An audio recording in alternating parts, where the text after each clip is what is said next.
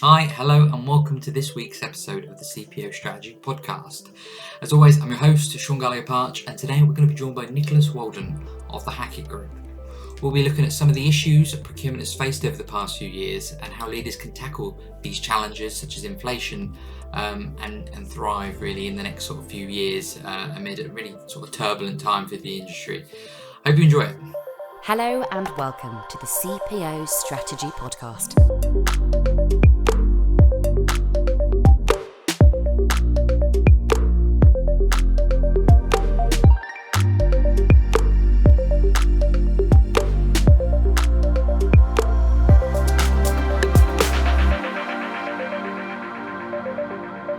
Hi, Nick, and welcome to the CPO Strategy Podcast. It's a pleasure to have you here. How are you? I'm fantastic. Friday afternoon. What better way to spend it than to speaking with you, Sean? So thank you for the invitation. Absolutely. I was going to say, is this the highlight of your day?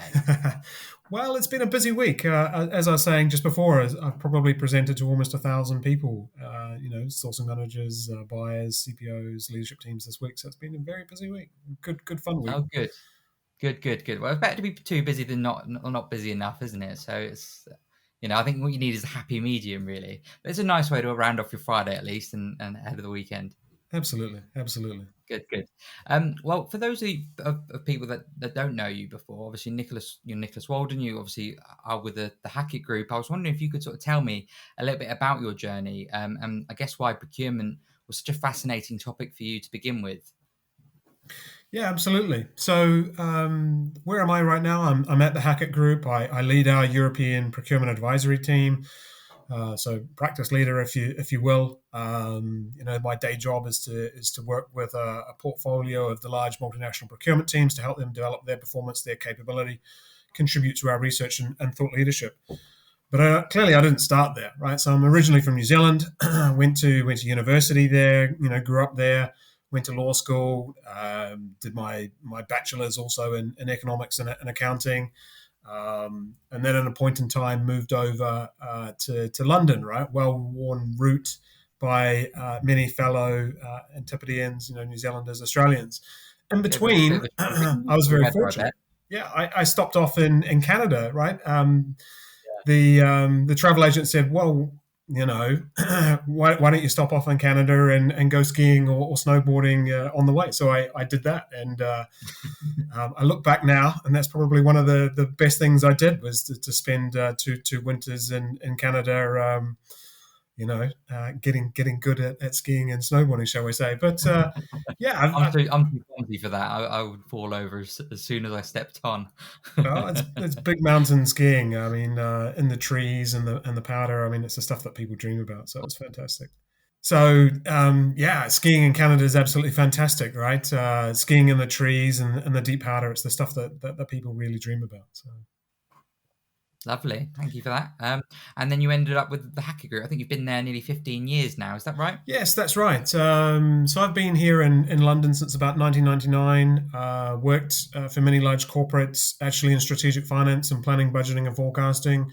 But what really captured my attention was the commercial side of things, right? So whether or not that was commercial analyst, commercial manager, business partner type roles on the commercial side of things, it just felt like a natural progression to move into the procurement function, to work on a number of different roles there, and then eventually to move into consulting, right? So a number of different consulting roles, worked leading and managing change, technology projects, operating model projects, setting up a number of shared service and center of expertise centers and areas, across Europe. I mean, it's been a great role at the Hackett Group. Worked all around the world, Australia, New Zealand, all across Asia. There was one project for a large global charity. I ended up visiting, 10 countries or something in 6 weeks, across North America and all over the place here in Europe. So wonderful exposure. You certainly racked up the air miles then. At one point in time, we did think we were in one of those movies from the 2007s or 2008. I think George Clooney might have been in it. Is that who would play you if you were, in a film? If Tom was taking a if that was your life and played out into a film, would it be George Clooney? Oh no, I'd hate to think. So obviously, having been in the space for so many years, what was it like, I guess, when you first started and how it is now today? Obviously, there's so many challenges over the past few years. We just have to think about, the war in Ukraine, COVID, now the recession issues. What was it like when you first began, all those years ago, without aging you, of course? And what is it like sort of now? Well, I mean, procurement's been on a fantastic journey. We've really had quite a rip, right? I mean, if you call it, hey, where we were 5 years ago, or legacy procurement, much of the focus was just around, many people hear me say this all the time, just sourcing, negotiating, and contracting suppliers, right? And ever since then, we've been on what seems like a continuous journey to play that much more strategic role, to engage with the business. And some of these key trends in terms of development areas actually started before, the madness, the craziness of the last 3 years, right? So procurement shift into focusing around managing suppliers, SRM, third-party risk, ESG, being much more data and insight driven. And then, of course, when 2020 came around and we had pandemic and lockdown and open up and supply scarcity, shortages, inflation started kicking off. Of course, we had the Ukraine and Russia war up to the beginning of 2022. And then we are now. So it really does feel like we've been buffeted by one crisis after another. And then, of course, most recently, the reopening of China and the impact that it's had on resource markets there. And then, of course, what's been happening in the last few weeks in terms of weakness in the financial sector. I mean, I was working in consulting in 2007, 2008, and I did think for a bit of time, what was it like back then? Okay, and back then it seemed like there was just a long time period, right? Months after months after months that would stretch on when people felt that business conditions were weakening, that we were anticipating or expecting something to happen, but it seemed to drag on. And then all of a sudden, Bear Stearns, Lehman Brothers, massive stock market crash, and the rest is history, right? 2 years, it took 18 months to get to the bottom of that recession, and then another 18 months, 2 years to come out the other side, right? And I'm wondering whether or not the near future, the months, the year ahead, we may experience something similar. I was going to say, do you draw on that almost as a template for what's happening now? Can you sort of, I guess the difference was that we didn't have COVID, did we? But is it sort of still similar? It is. It's not unique. It is similar. I don't think it's that different. I mean, if we look at what's been happening, right? So, of course, COVID pandemic, that's new. We've had energy crises before in the 1970s. We had a lot of stimulus also, fiscal stimulus in 08. We had some inflation back then. We had a lot of inflation in the 70s. So I think the phrase is history doesn't repeat, but it rhymes.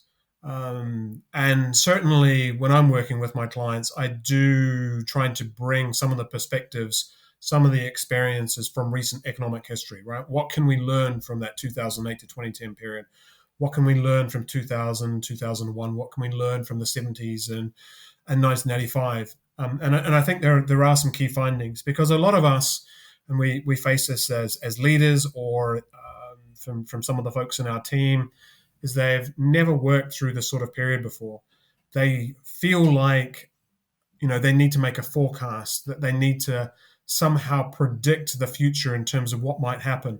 And the reality is that's never going to happen. That's impossible, right? So what we can do, and what I encourage to do, is to perhaps think about some likely scenarios, think about some what ifs. And then from a procurement or supply chain perspective, if some of those things were to happen, then from a commercial point of view, right, what would we do? How would we approach suppliers, negotiations, supply relationships, and so on and so on? But I really think it's a big mistake to try and predict what could happen. I mean, what's going to set us up for success now in the near future is being agile and being resilient. Like, one of the big topics right now is building the just-in-case supply chain, right? And we can't do everything. We really need to focus on the most critical areas of supply, the most important areas, the thing that's really going to move the dial if something goes wrong. I mean, speaking with a client the other day, we're in 2023. We've moved on from COVID and so on, but they said to me, Nick, supply continuity is still our number one. The business won't accept today, right? COVID and pandemic is over. They won't accept any stock outs or supply disruptions. So business expectations are back to how they might have been in 2018-19, but now we're operating in the super volatile environment, which means different things for procurement, different things for supply chain. Absolutely. There's been a lot going on, isn't there? But in terms of, we just mentioned there about COVID, does that just showcase the importance of having a plan B? Because many supply chains, they didn't, did they? They were all of a sudden stuck and they didn't really know where to turn or what to do. Does that, pandemic really just show the importance of, particularly in today's world, having that, just in case situation and that plan B in place so that if things do go wrong, you're going to be okay? Yeah, absolutely. I mean, for the most part, and pretty much all procurement and supply chain teams performed admirably well over the last couple of years, right? I mean, we elevated a role as that critical partner supporting the business. Back then, it was masks and PPE and stuff like that. Being able to access scarce supply was not, it was raw materials or services or whatnot, and helping the business, guiding the business through that transition. But third-party risk has always been important, right? Especially on the direct spend side.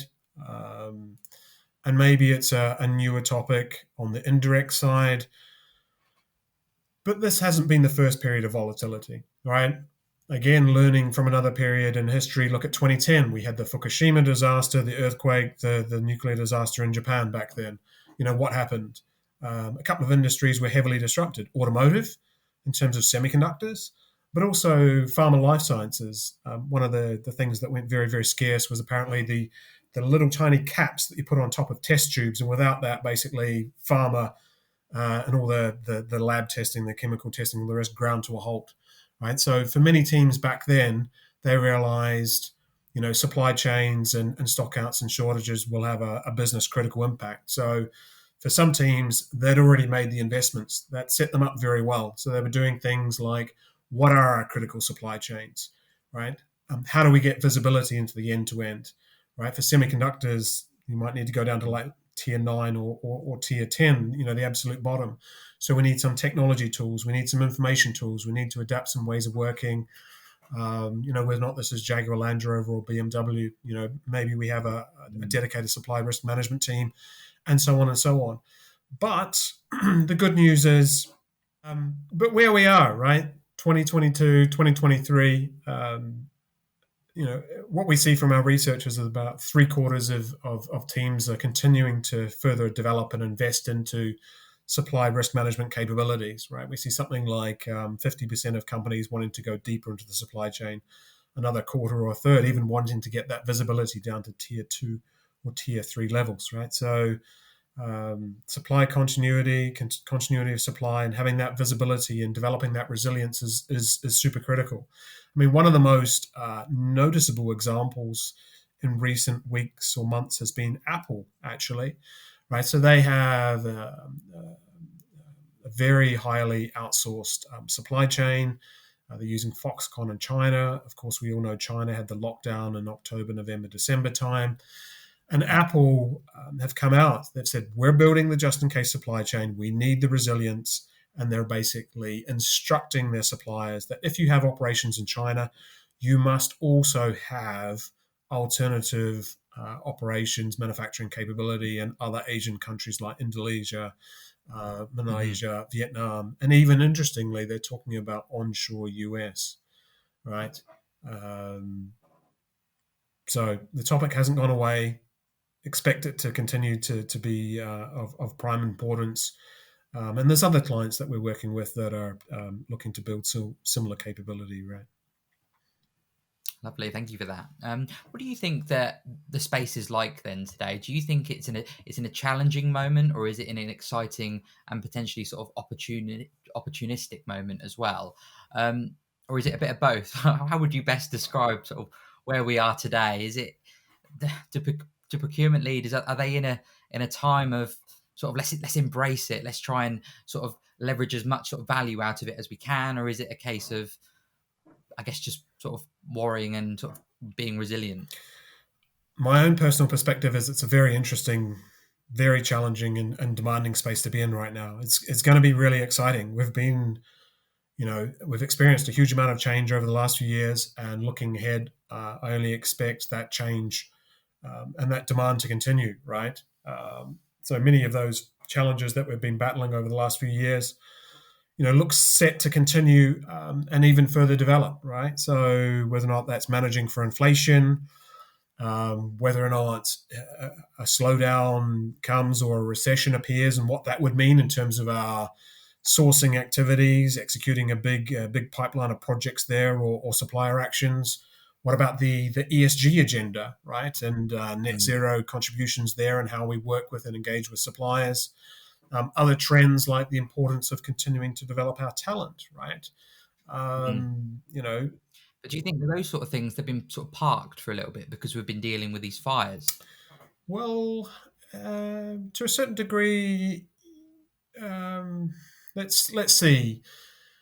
I like to talk about it as we already had a really busy set of priorities, challenges, opportunities that we were working on, right? When I talk to leadership teams and I ask them, so what do you have as your top priorities? If they come back to me and say things like shared services, deploying Ariba, deploying Coupa, process ownership or whatnot, I sort of turn my head and say, have you seen what's going on in external supply markets, right? What about things like, third-party risk, as we've been talking? What about the cost modeling, market insight, so that we can have a better view on how we push back on suppliers or manage inflation or manage scarcity? So my point of view is there's a really full plate of priorities. There's all those things that we know we already had to be working on. And you know what? We continue to face these new challenges, which are just making us busier and busier. And that's why I come back to the point about, the near future looks to be both very demanding and challenging, right? So if you're the sort of person that looks forward to that challenge, the sort of person that really wants to look to build something and make an impact for the profession, for the future of procurement, then it looks like this decade is absolutely for you. And if you're not, well, we're in big trouble then, aren't we?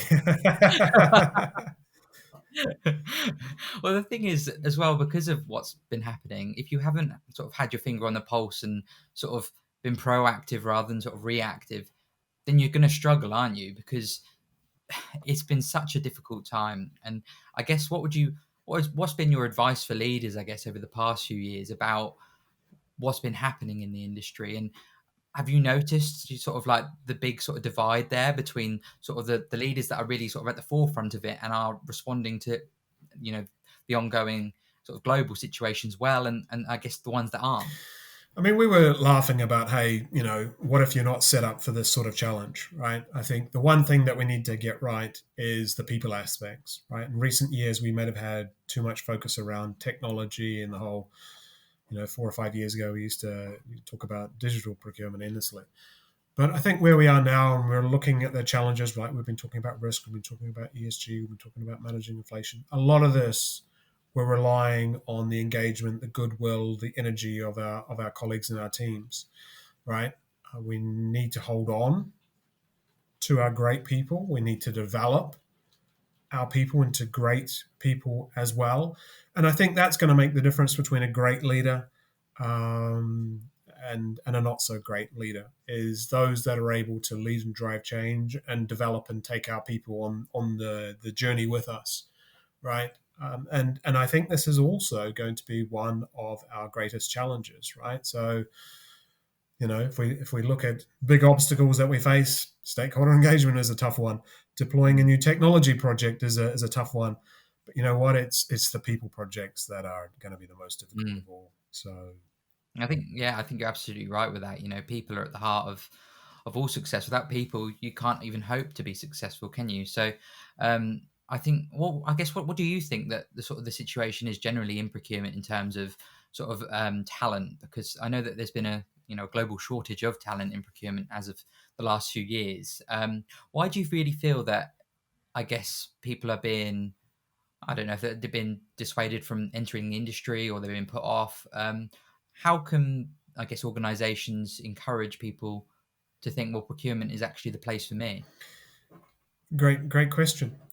I was talking to another CPO this morning, and he was saying when he looks across Europe, there's only a small number of universities or higher education colleges that actually offer, degree level qualifications in procurement or supply chain. I know from colleagues in the US that there's many more universities there that offer this level of education, and this can create the entry point of a pipeline of talent for the future, right? And they've got the skills, the mindset, the training in what we need in terms of modern procurement.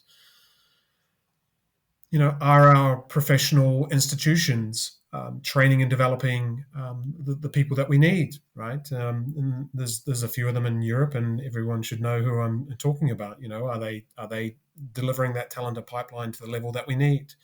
But that's only one way in, right? And there's different roles, there's different mindsets, and I really believe that we need to look at, a hybrid approach, many different solutions to provide us the talent that we need, the talent for the future, right? I didn't start my career in procurement. I came in, call it an experienced hire, or certain number of years into my career. And I think that's one of the other ways that we should be encouraging as well, whether or not that's colleagues that come in from engineering or quality, or even sales and marketing in terms of our business, right? What we ideally need is very capable, energetic people keen to lead and drive change, right? You don't need to come from for some roles, you don't need to come from a strong procurement background, right? So long as you've got the right mix of, call it, general business skills, the procurement side of things, you can learn that, or it can be taught to you, right? So if we look at strategic category managers as one particular role, right? Having that depth, that knowledge, insights of the supply market, and relationships with key stakeholders in the business. If we look at business partners, again, it's more business relationships and stakeholder development skills that are most important, right? There's some roles, definitely like sourcing and contracting, which are, much more traditional procurement. Well, yeah, you need to be much deeper in that. But there's a bunch of other new roles as well, right? Colleagues in the new sustainability function, they can come into procurement. Risk colleagues and so on as well.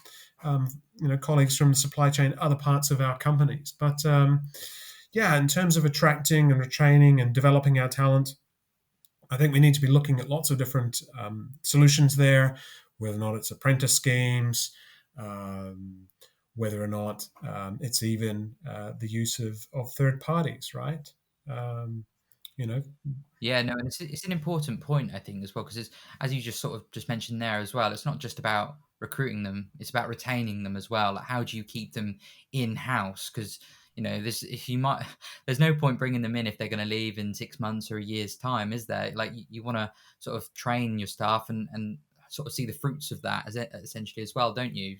How do you think companies? Is it via training that companies can retain staff and paying them fairly and things like that? How would you sort of best sort of sum up that?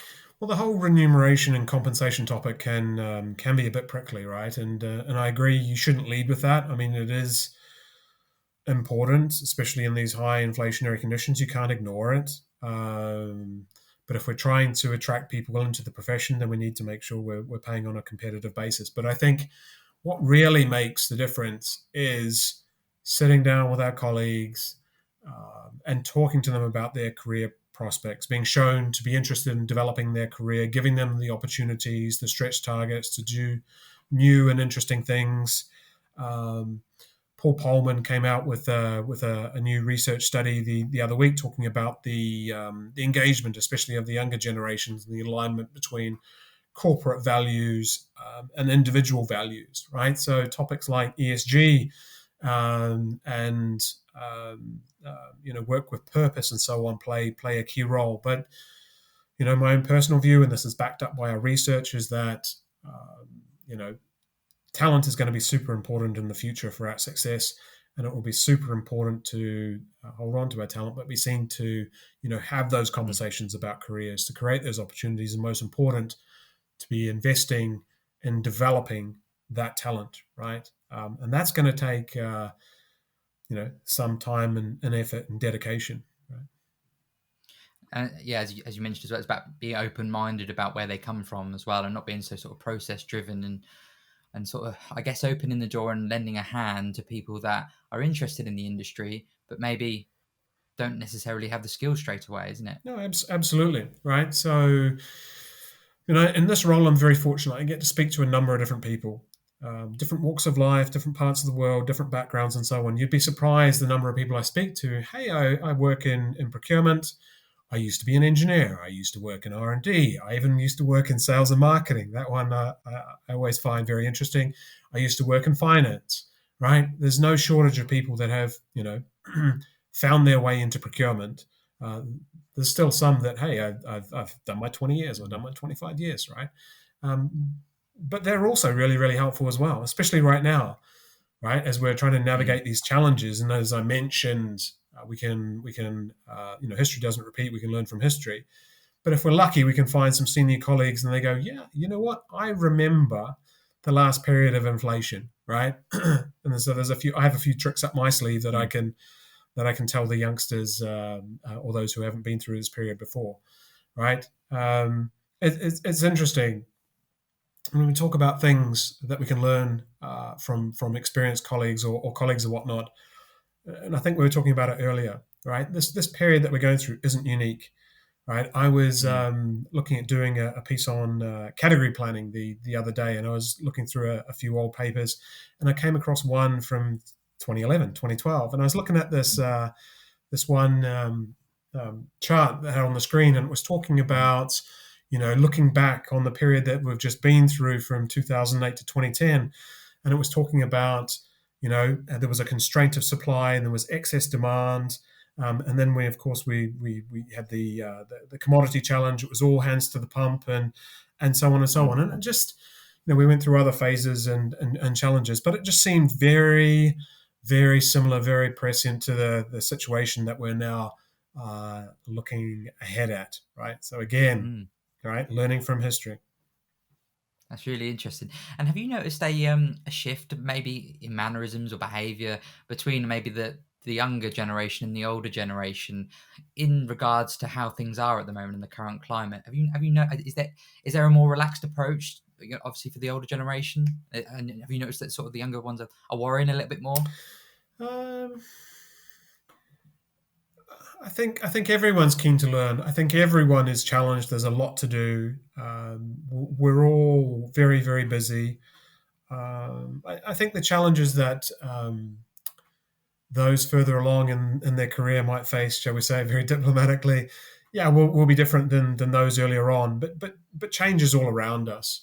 And whether or not we're part of that more experienced hires or we're younger on, I think, again, as leaders, a key point is not only focusing on developing our colleagues, but also looking at everyone's welfare, being mindful of the pressures that we face, being seen to help them work through their priorities, provide guidance in terms of how they can best manage through and address the various pressures and challenges that we're facing, right? So, we were earlier on in the session, we were talking about the journey that we're on and where we might be looking to go.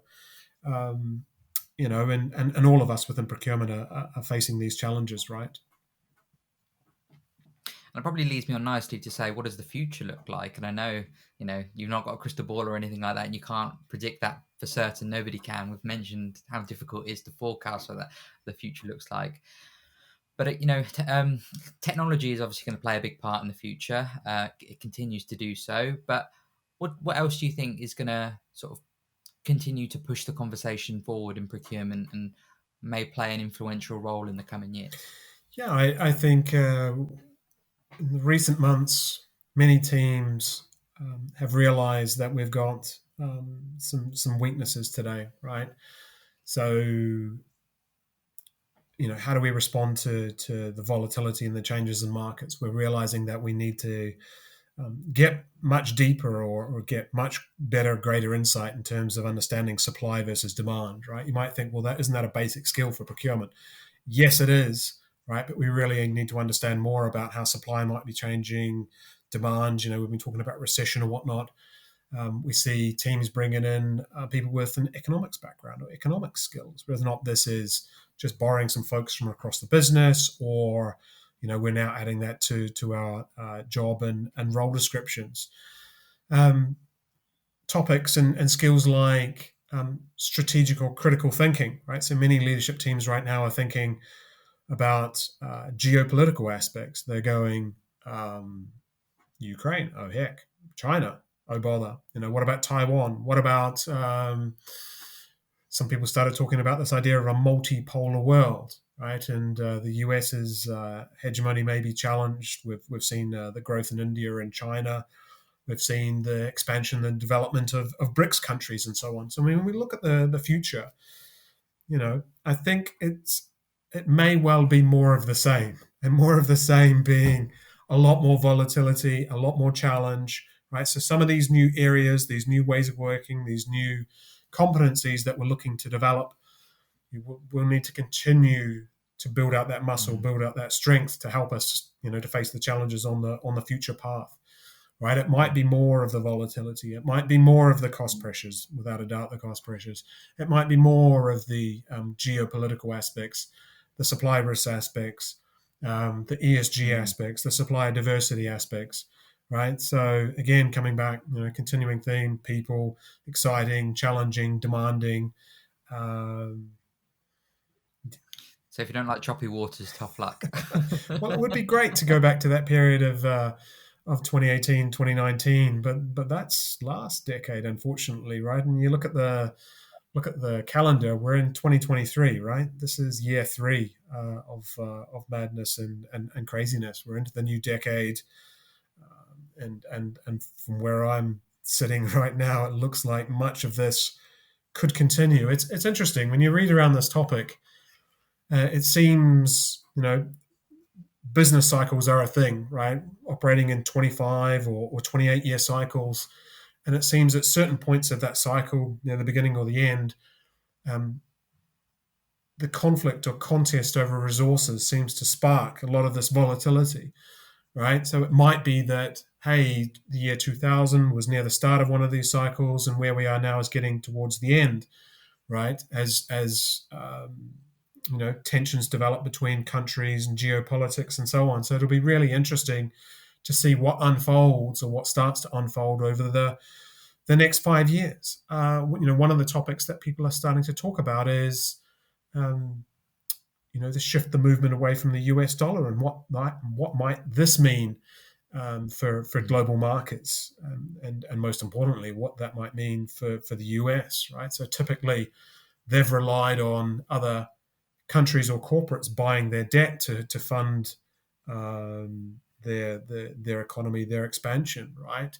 And if we move away from that, then what might this mean in terms of economic conditions, and therefore for global markets, and therefore for our companies, businesses, procurement and supply chain? Lovely. Certainly plenty going on then. I think that rounds us off nicely. Thank you so much, Nic. I think it's been great to hear your insight and your considerable experience in the industry. Thank you so much for appearing on the CPO Strategy Podcast today.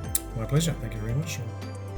Thanks for tuning in to this week's episode of the CPO Strategy Podcast. I hope you've enjoyed it, and if you have, make sure that you subscribe or like our social media pages so that you never miss an episode. I'll see you next time.